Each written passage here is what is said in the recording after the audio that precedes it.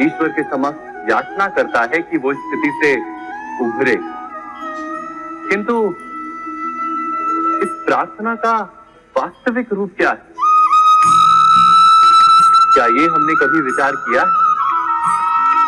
प्रार्थना का अर्थ है अपनी सारी आशंकाएं, सारी चिंताएं, सारे संकल्प विकल्प, अपनी सारी योजनाएं ईश्वर के चरणों पर रख देना, अर्थात अपने कर्म का फल क्या होगा इसकी चिंता ना करके धर्म के अनुरूप कर्म करना। ईश्वर की योजना को अपनी नियति मान, यही प्रार्थना है ना? किंतु ईश्वर की योजना को समझ पाना क्या संभव है? वो योजना तो हमारे कार्यों के परिणाम के रूप में प्रकट होती है सदा, किंतु यदि कोई कर्मों का ही त्याग कर दे, क्या वो प्रार्थना है? वास्तव में कर्म ही जीवन और फल के प्रति मोह ना रखना ही सच्ची प्रार्थना। जो प्रार्थना कर्म में बाधा बन जाए, मनुष्य को कार्य ही ना करने दे, वो प्रार्थना है या पराजय? स्वयं विचार कीजिए।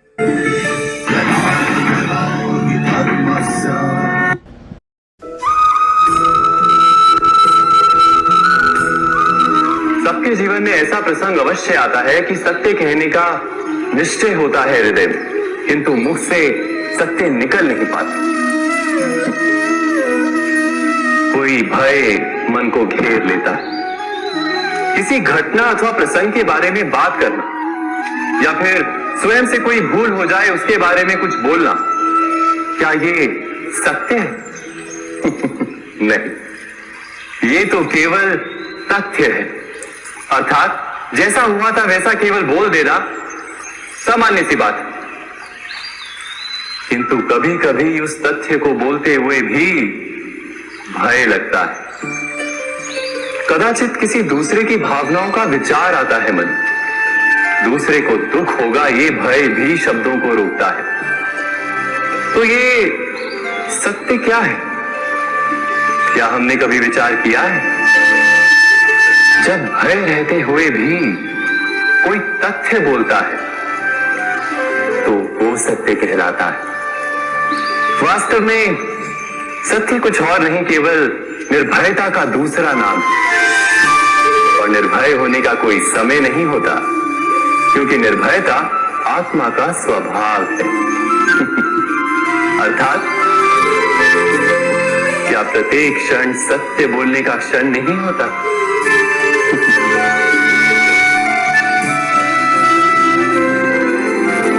स्वयं विचार कीजिए।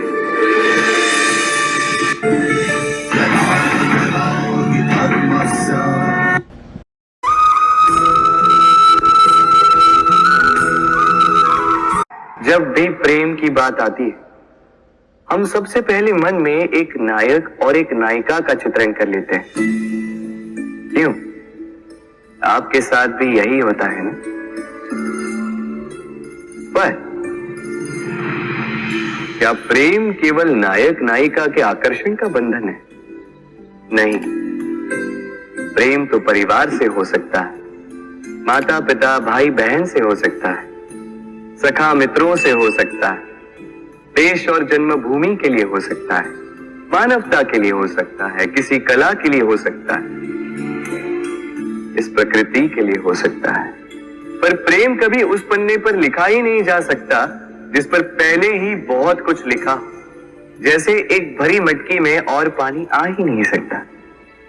यदि प्रेम को पाना है तो मन को खाली करना होगा। अपनी इच्छाएं, अपना सुख सब त्याग कर समर्पण करना होगा। अपने मन से व्यापार हटा दो, तभी प्यार मिलेगा और मन प्रसन्न होकर बोले राधे राधे।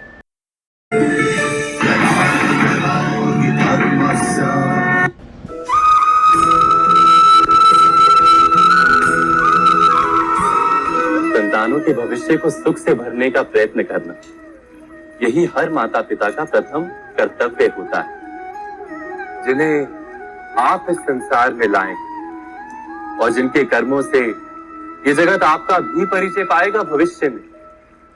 उनके भविष्य के सुख की योजना करने से अधिक महत्व और हो भी क्या सकता है।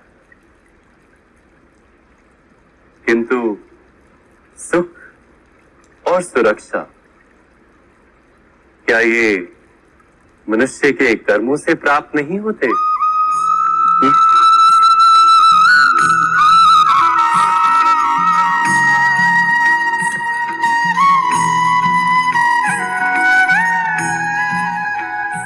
माता पिता के दिए हुए अच्छे या बुरे संस्कार, उनकी दी हुई योग्य अथवा अयोग्य शिक्षा, क्या आज के सारे कर्मों का मूल नहीं? संस्कार और शिक्षा से बनता है मनुष्य का चरित्र, अर्थात माता पिता अपनी संतानों का जैसा चरित्र बनाते हैं ऐसा ही बनता है उनका भविष्य। किंतु फिर भी अधिकतर माता पिता अपनी संतानों का भविष्य सुरक्षित करने की चिंता में उनका चरित्र निर्माण का कार्य भूल ही जाते।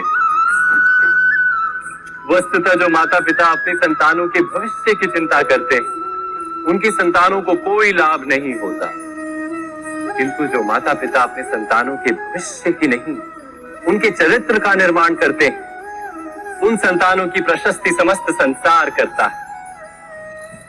स्वयं विचार कीजिए।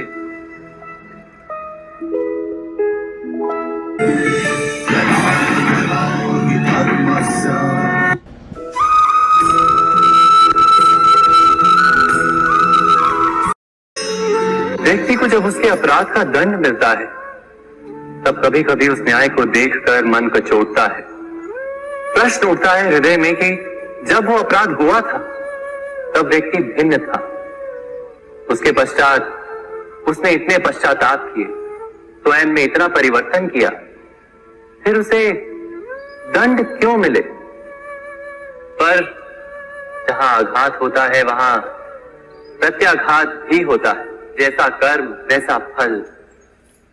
यदि किसी को प्रेम दोगे तो सुख प्राप्त होगा, यदि किसी की हत्या करोगे तो मृत्यु दंड मिलेगा।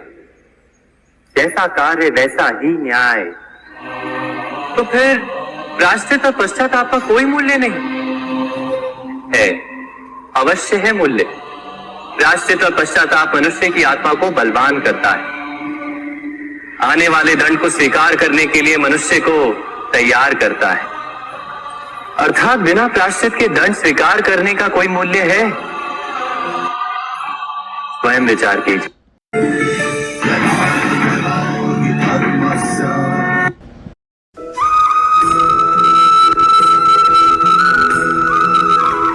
जब किसी व्यक्ति को किसी घटना में अन्याय का अनुभव होता है तो वो घटना उसके अंतर को झकझोर देती, समस्त जगत उसे अपना शत्रु प्रतीत होता है।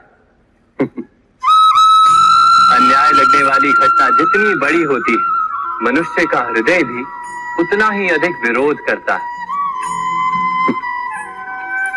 उस घटना के उत्तर में वो न्याय मांगता है और ये योग्य भी है। वास्तव में समाज में किसी भी प्रकार का अन्याय व्यक्ति की आस्था और विश्वास का नाश है। किंतु ये न्याय क्या है? न्याय का अर्थ क्या है?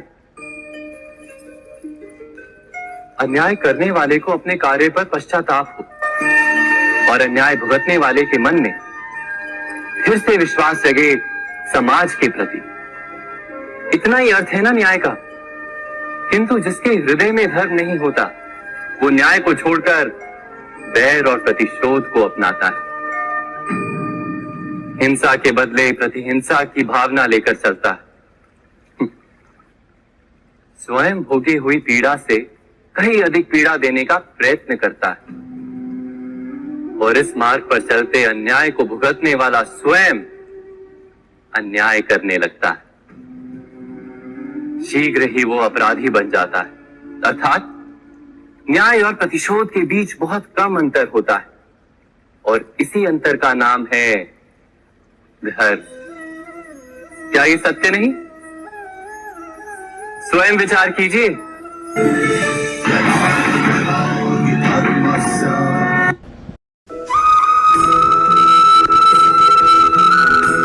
बिना कारण तथा स्वार्थ के हेतु हिंसा करना अधर्म है पार।